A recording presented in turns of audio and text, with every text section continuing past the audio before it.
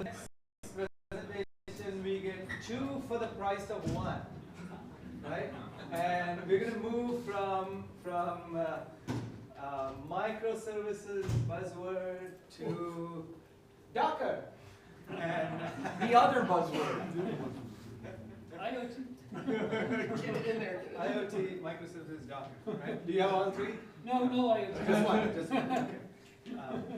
So next time. We have Karsetn, Ziegler, and David Bosschaert from Adobe. They are long-time open source participants and OSGi spec implementation participants. Karsetn is an elected member of the board of directors for OSGi Alliance. David is the co-chair of Enterprise Expert Group in OSGi, and we're going to hear a little bit, in addition to Docker, we are also going to hear a little bit about 2 new RFCs that OSGi is working on, amongst other things in this presentation. A little bit. A little bit, okay. Close to 2. Okay, all right, well, take it away. Okay. Okay, yeah, thanks Anish for the introduction and welcome to our session. So yeah, this is about something about Docker. It might be related to microservices. Just have to say that. So yeah, this is David Bosschaert over there, and then Anish already did most of the introduction. I guess the one thing missing is that David is the Irish representative on the ISO for cloud computing. And yeah, my name is Karsetn. I knew that. Yeah, you knew that. Right. Yeah, that's good. Yeah. My name is Karsetn Ziegler, and I'm, as Anish said, involved in all the OSGi stuff and the VP of Apache Felix and Apache Sling. So let's get into the more interesting stuff. The first section we call creativity create. So today, you have seen, I guess all of you have seen the trend from using ages ago mainframes, I mean they are still used today, over using dedicated servers to virtualization on those servers, and now to containers, in most cases using Docker as a container technology. And containers have some advantages, like they are really lightweight and then reducing the overhead compared to VMs. And you can just build these containers and describe them and put everything you need for your application into that container. So this includes more or less the base operating system or the other libraries or whatever tools, whatever you need in that container, and your application. And then you can ship or create an image for Docker, for example, out of this description, and then gives this image to anyone else who wants to use that application, and he can then just run that image and use your stuff. So that's pretty easy and pretty nice. And nice thing is that this works really on most of the operating systems today, and that's very good thing of Docker. So when it comes to how do you get your OSGi application into a container, into such an image, first of all, an OSGi application is simply a Java application. It just has an OSGi framework in it and all your bundles, but apart from that, it's more or less a plain Java application. And to create such an application, there are different solutions out today. For example, in the open source world, there's Apache Karaf, which gives you a distribution kind of thing for developing applications. There's Apache Sling, which gives you a similar thing, where you just have in the end a runnable jar that you can just pass around and start your OSGi application. And the same thing is actually in BNE tools, where you can create a jar out of your OSGi framework, your bundles, and all these things. So basically, all you have to do to get your OSGi application into a Docker container or into an image, actually, you just put this Java application into that image. And all these solutions are quite similar, have a common setup. So you have the OSGi framework that gets launched. It launches some bootstrapping stuff, for example, like the basic functionality of Apache Karaf or the basic functionality of Apache Sling, and then you describe your application through some, let's say, provisioning file. In the case of Karaf, you write features, which is an XML-based file, and you list the bundles you use for your application. You add your configurations there, and then you can use that to deploy your application into the Karaf container. So that's one way of doing it. Another way of doing it is if you're using Sling, it looks pretty much the same, just we're not using XML. You're using a YAML kind format, but it's not actually YAML. But again, you have a text file describing your application, and it lists all the bundles you have, all the configurations you have, the settings, and so on. And this description is used then to launch the various parts in the OSGi framework. And then the only task you have to do is putting all that stuff, all these files, into a Docker image, and then you're done, and you can start your OSGi application in a Docker container. And OSGi has some goodies, I think, for developing applications, of course. We've seen that throughout the day. It already started in the keynote, that modularity is a very, very important piece for IoT. We've seen it in the different microservices talks today. Modularity is really important for building microservices. And it's, of course, important or very useful for building any application, I would say. And OSGi has this module system for you, which allows you to build your application based on modules. And the other interesting or very useful part are actually requirements and capabilities. And those of you who attended the previous talk from Ray from LiveRay, he presented that you can use these requirements and capabilities to dynamically or automatically assemble your application based on your requirements you have, and it goes to a repository, finds bundles that fulfill those requirements, and you get your final application out of that. For example, if you're using BND tools, you can use that mechanism to create your application. And that's more or less all you have to do. Build your application, put it in the Docker container, and the create part is done. And then what we do with that, David? Yeah, what will we do with that? So, creating Docker applications is really easy. Create a Docker file, as long as you have something that works, that's really, really easy. So everybody goes, yeah, that's fantastic. I've got my Docker image created. But then you want to run it. And one of the things that people do, running just one Docker container, is really that useful. You want to launch these, kind of dynamically scale them up. For example, increase the number of replicas of your Docker image. But then it becomes kind of interesting, because these things often run on hosts that you don't know where they are, or at least they run on ports that you have no clue about. And yeah, your client needs to talk to them, so you need something in addition to what Docker provides. And obviously, the standard way to do this is via load balancer. I think that is the common pattern here, although there might be other solutions. You need a load balancer, and the load balancer knows where these things are. It gives you a kind of a constant entry point or URL to talk to your application. But this is where kind of the story becomes kind of divergent, whereas everybody does Docker. There's other containers around, but nobody really talks about them. Everybody does Docker, but once you need to use Docker, you need these extra things. You need the load balancer, but there's also other things like storage, volume management, persistent storage, maybe database, maybe collecting log files. Security is a big one. If you run your Docker application somewhere in the cloud, which is what most people do, you need extra stuff. And that's really where the story starts to diverge, and where there's it's not so clear anymore what you're going to use. It's not just Docker anymore. So anyway, what we want to do, and we have a little demo later on, we want to run Sling because it's a lovely application, the Slingshot demo with Karsten's favorite holiday pictures in it. We want to run that multiple times, so this is basically the target architecture that we're going to create. But how do we do that, Karsetn? You again. Yeah.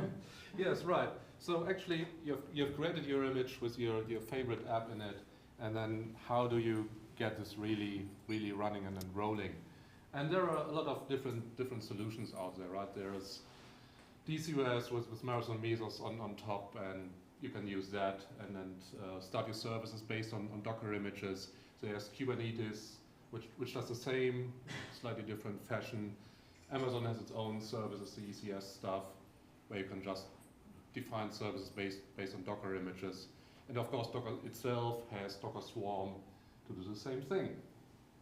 And it's quite hard, at least we found it quite hard, to actually find out which one of these solutions should I pick, right? And then we did the mistake and then asked our customers or our clients on what we should pick, and the answer was more or less all of them, right? There were some customers saying, oh yeah, we want to use Kubernetes. The one was saying, okay, yeah, but Amazon ECS is what we are using. And so, yeah, what do you do? And then although these are really more or less similar in functionality, the usage of these different tools are quite different. For example, if you want to use Docker Swarm, you have to write a YAML file. Everyone loves YAML, I guess, and then you do your commands and then start up your application based on your Docker images. In this case, it starts 3 instances of this of the Slingshot application. If you want to use DCOS Marathon, then you create a JSON file, for example, post that JSON file to the server, and that then starts the service based on what's in your JSON file. Same thing, but already looks different. With Kubernetes, at least nowadays, it's gotten a little bit easier than, for example, 1 or 2 years, one year ago. But still, you have different commands you have to execute. Again, starting the Docker image and defining the different parameters on how many instances you want, so on through arguments. And finally, if you want to use the Amazon ECS service, it's the same. You can directly post some JSON with all the information to Amazon, and it will do all these things. But as you can see, these things look already different. It's the same functionality, but just different flavors of it. And the the good thing about it is that they have all at least one thing in common. It's all based on Docker. So like we said, Docker is really the container technology that is used today. But they have all their different proprietary APIs, which really, if you want to provide a solution that works on several of these tools, it's already quite hard. Or if you want to switch from one to the other because you find out that one of them does not really do what you really need, but the other one might, it becomes really hard. So what could we do then? All right. Yeah, so one of the things that I really like about OSGi is the service registry, because you can create these services that conform to an API, but they can provide different implementations of the same service. So wouldn't it be nice to have an OSGi service that you could just talk to independent of the underlying kind of deployment platform? And that's really what we did. I'll do a little demo. But basically what we had is we created this container factory service, and this container factory service could be talking to DCOS or Marathon. I don't know if people in the room know what DCOS is, but it's basically a handy way to run Mesos in Marathon. Or it could be talking to Amazon ECS, or you could use it locally, and so on and so forth. So you get that container factory from the service registry, and then you say, okay, well, I'll start here in the middle. I say I want to run this Docker image. I'm going to call it my Sling. It's a Karsten's demo image. I provide it with these common parameters of the exported ports and some memory, number of instances, and I provide it with some load balancer configuration. Typically, load balancer configuration includes some sort of a health check, so that's kind of here. And then you just call it, and it just works. All right, so that's what we ended up building. And I can do a little demo, which I guess not everybody might have seen all the various technologies, but for example, Amazon ECS. I'm just wondering, did anyone ever use Amazon ECS? Elastic Container Service? Okay, a few, all right. Okay, so this is my ECS cluster here. There's nothing in it just yet, but what I'm going to do is I'm going to go into Eclipse, and I hope this is not too small. I'll just make it a little bit bigger. So here I have that code that I showed there earlier on. I'm currently not using the service registry because this is just the main class, but this is basically the service you could obtain from the service registry. Let's run it. All right, Amazon ECS. So that's started now. If I refresh this. Oh, is the network down? Or maybe it just took a second. There it is. Okay, so this is started up. I ran the Amazon ECS client. I'm not going to show it to you yet because it takes a couple of minutes to settle, especially the load balancer takes a little while. So I'm going to move on to the next platform, which is DCOS.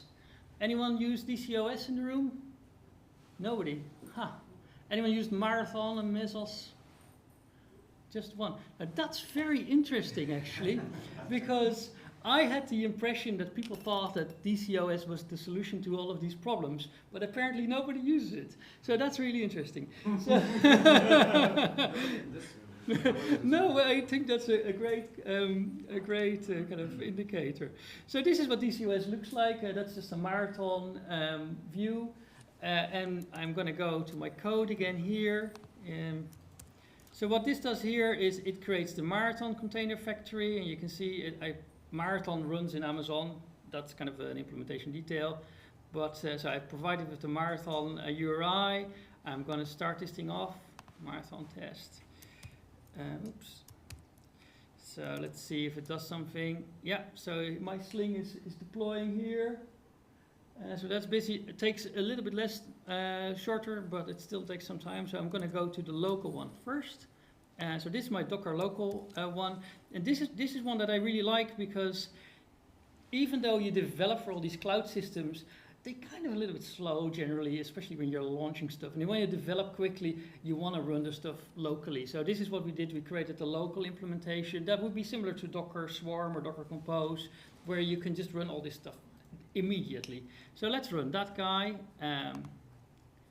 Docker local test. And then I should be able to go here. Oops. So let's see, Docker PS. There it is, it's up and running. Let's go to browser, port 58. So this is the discovery problem, right, that we talked about. How do I find this? Now let's start here with the pure port number as reported by Docker. Okay, so we have Sling here, and this is a very familiar view. This is just the Felix web console. You can see this is an OSGi container. It has all the bits and pieces that you get with OSGi. And let's see if we can get Karsetn Slingshot application there. Yeah, it runs. So that one works locally. Next one up is the one from DCOS. Yes, that's green now as well. As you can see, there's two instances here. So maybe we can see if both of them are actually running.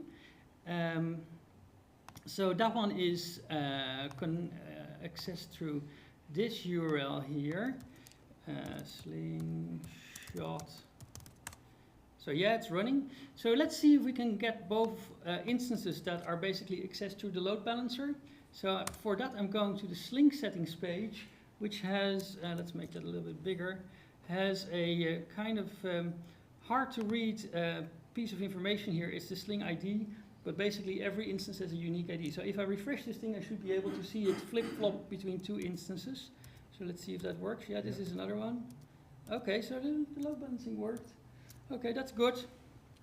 And then finally, let's go back to Amazon. Now that's always the slowest one. Yeah, it's running here. Still doesn't mean it works because the load balancer has to. So what it did here is in ECS it automatically created this load balancer for us. That's part of the definition of this container group. This was all generated by just that one piece of code, obviously with the underlying library that we wrote. And yeah, it created a load balancer. Let's see what the load balancer thinks. It's in service, so that's good. So I just copy and paste the URL from there. See if we can talk to it.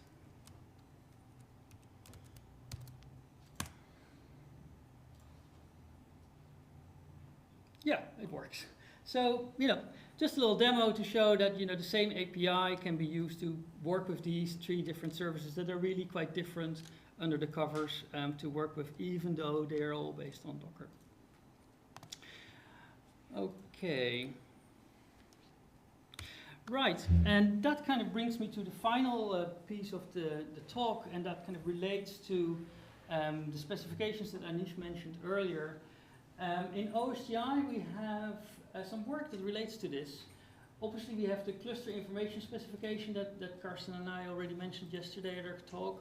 That's really about providing information and provisioning nodes that are already there. So it's kind of when you've created them already. But we've proposed another RFP, which is called Compute Management Service.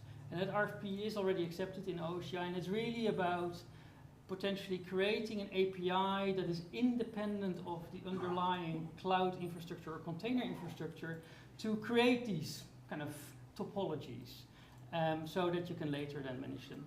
So it's kind of a precursor to RFC 183.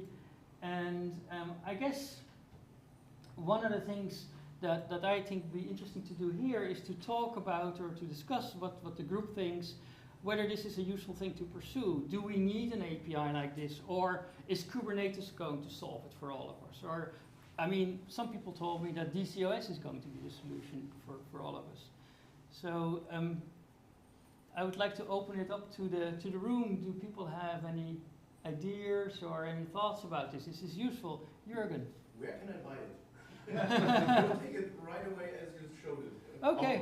How much will you? We already had a problem. We started out with Kubernetes, and Kubernetes has a little bit a different style of how you can configure stuff.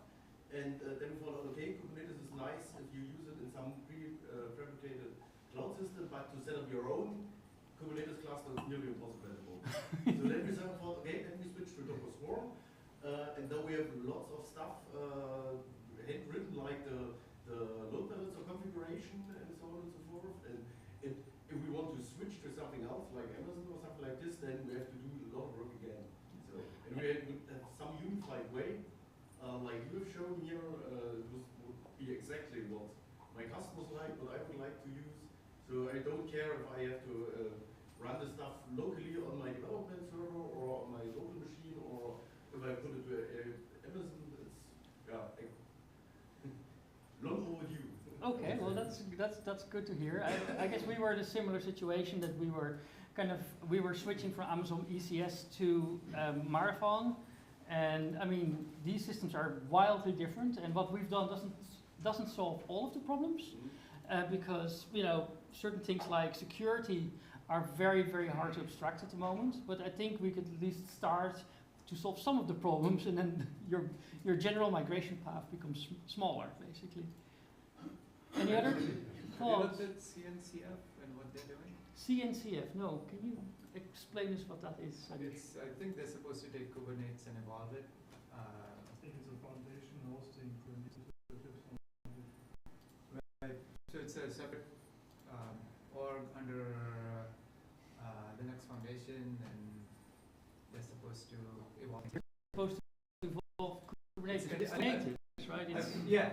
Right. And that's the base. I forget what CNCF. It's container native. No, cloud native. Something foundation. Right. Cloud native container. Container foundation. Okay. So I guess the thing that people sometimes say is, well, this problem is solved by Kubernetes, but then not everybody uses Kubernetes. Or this problem is solved by Marathon, but not everybody uses Marathon. So it really is kind of a question whether. No, I was curious if you know what their direction is. Well, CNCF is not just Kubernetes. Kubernetes is where their reference point. What they're really trying to do is do what you're doing, and try to get all the players to pony up. But I have a feeling Amazon might be late to the party. So I think the way I see this is more like a database driver, right? So there's all these databases around, and we're not writing, or hopefully not writing DB2 specific database code, right? We have SQL92, which kind of solves not absolutely everything, but a lot of stuff, right? So this would be kind of in a similar vein. We don't try to be the database, but it's just a common API that OSGi could define as a service. It's part of the RFC process to provide this abstraction. The abstraction looks interesting, but it sounds like there's going to be an awful lot of work keeping the implementation so they actually map to the reality of the. But the nice thing with services is that you as a service implementer could just focus on the one service, on the one implementation, because that's the one you care about. Like I might do the Marathon I one, understand, but and you might do the right, Kubernetes the one. implementations are constantly going to be churning with this approach, right?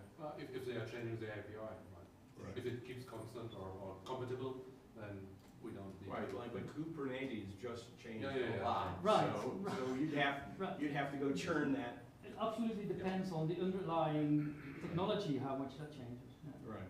I think this is also pretty, I think we mentioned it briefly, but this is also pretty useful for testing, right?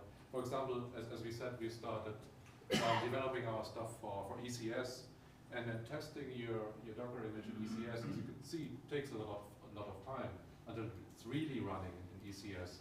And if you want to simply test quickly something, then you waste like 10 minutes until you can actually hit that server.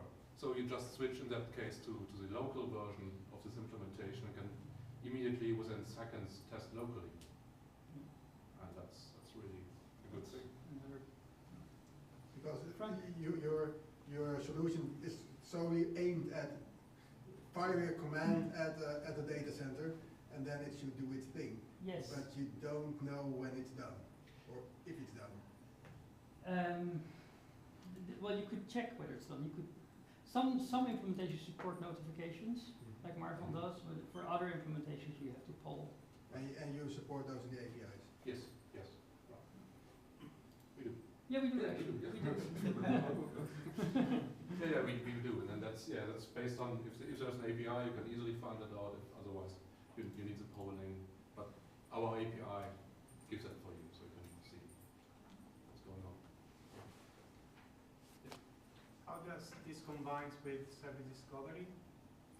There were questions like this in previous sessions, but I was just wondering On how what level? can you combine this mechanism with discovering the URLs, for instance, of deployed services or something like this? So instead of you cutting and pasting it in your demo, Yeah. it's you automatically. So I think what we implemented didn't. I mean, what we implemented, we might contribute to open source. We're not sure yet, but we implemented didn't go that far yet. But the typical way to do this is to actually buy a DNS name, just buy a name, and then link that to your application. So this is another feature that these cloud platforms like ECS provide. They provide a link in mechanism name that you've registered, so that you can go to a well-known URL and access your application there. That's typically how it's done. And you can also use. I mean, we have this load balancer API. So you get, if you call that, you get the full URL of the load balancer, which is actually the address of your service, right? You can pass that address on to the other services. Okay, this is For for example. public URLs, let's say, but for private endpoints, like something that you would manage with console or something like that, is there any possibility to combine this kind of service discovery and OSGi service discovery, service registry? Is it something that you are considering in this? I think it can be very well combined with this cluster information specification, which is a service-based mechanism. I think it needs to go hand in hand with a container discovery system, like, and the different systems have different mechanisms. Some of them are DNS-based, other ones are port-based. So, for example, with Marathon, you can say, okay, this service runs on port 10,000, whichever host I'm on, regardless of the host, it's always on this port. Whereas with Kubernetes, you can say, this service always runs on this host with this fixed IP, which is only available inside your cloud. And then, as what Karsetn said there, for the load balancer URI, that is what you can give to someone who is potentially outside. The load balancer might only be reachable within your network, so it That's might not be true. a public load balancer. Yeah. So There's That's various what- options, I guess. as usual. Yeah. Is it possible to modify or extend an existing container setup? Yeah, 5 minutes. At the moment, you can only scale the number of instances. That's typically the only thing that these systems provide as a way to change. If you make any other change, like even add an environment variable, the only thing you can do is just wind down the whole thing and just start a new thing up. Okay. But again, this is all kind of a prototype that we built. It's really early days. I have the feeling that people seem to think that this is a useful thing to try and do as an API. And as we work on that, and obviously any help is welcome. Join the OSGi Alliance. I'll talk to them. But yes, obviously as is being worked out, a lot of the details need to be sorted out. So yeah, maybe for people who are not familiar, RFP is explained. It's the early part. Okay, so yeah, I guess that was on the slide that started yesterday, but the process in OSGi. So OSGi is the OSGi Alliance is a really open organization, anyone can join. Once you've joined, you can join the expert group meetings. We're meeting 5 or 6 times per year, and we have regular calls where we decide on specs, or where we design specs, I should say. And the way it's done is the first thing that happens is an RFP, which is a requirements document.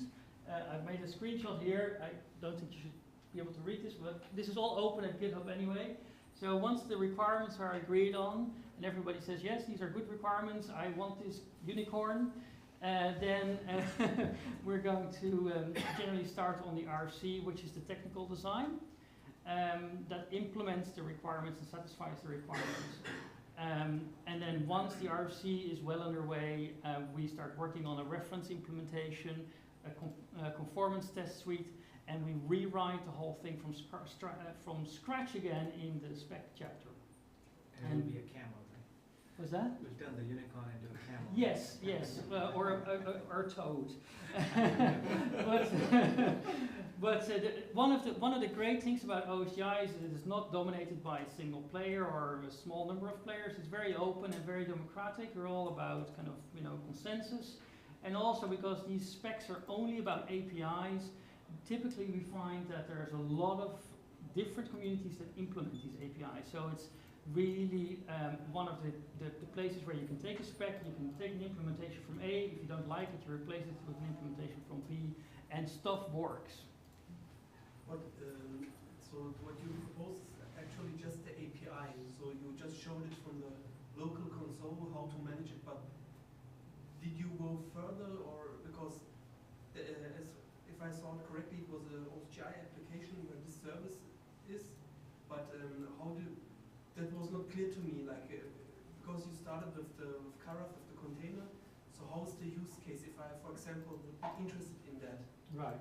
So we wrote, obviously, the OSGi would define the API, and it would organize a reference implementation, which may not be that useful in production. I'm not sure. Reference implementations aren't always that production ready.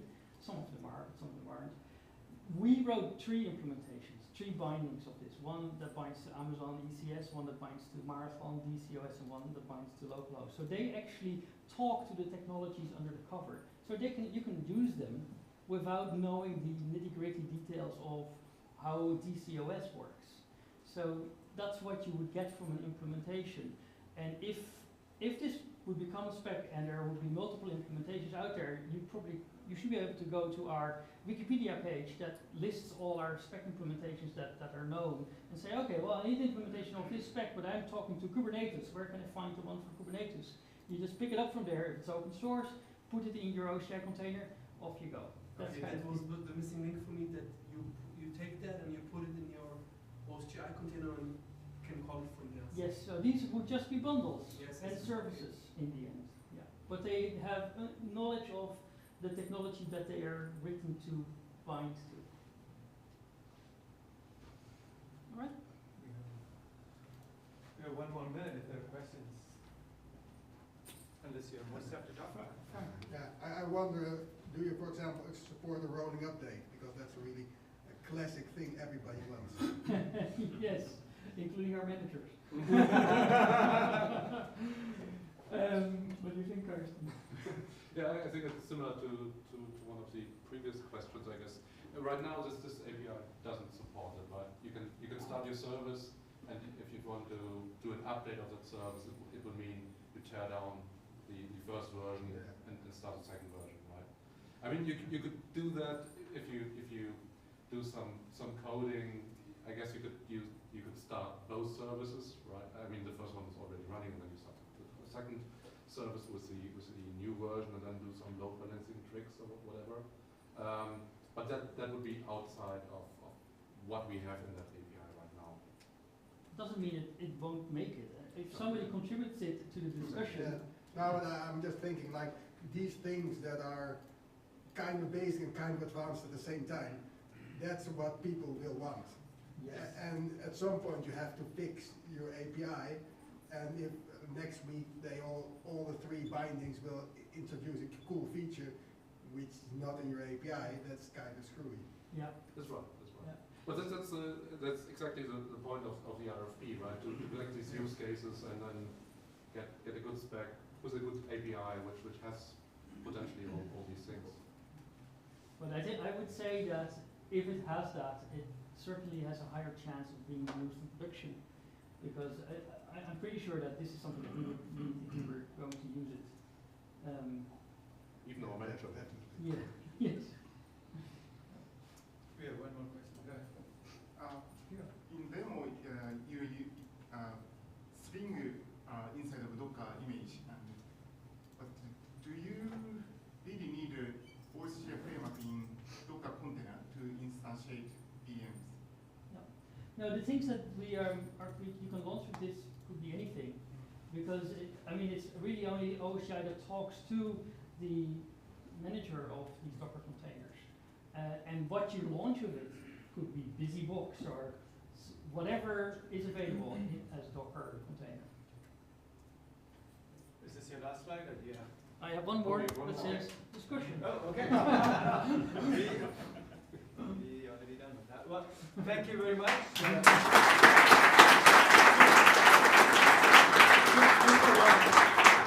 for 1. Yes. Works pretty well. Did you get the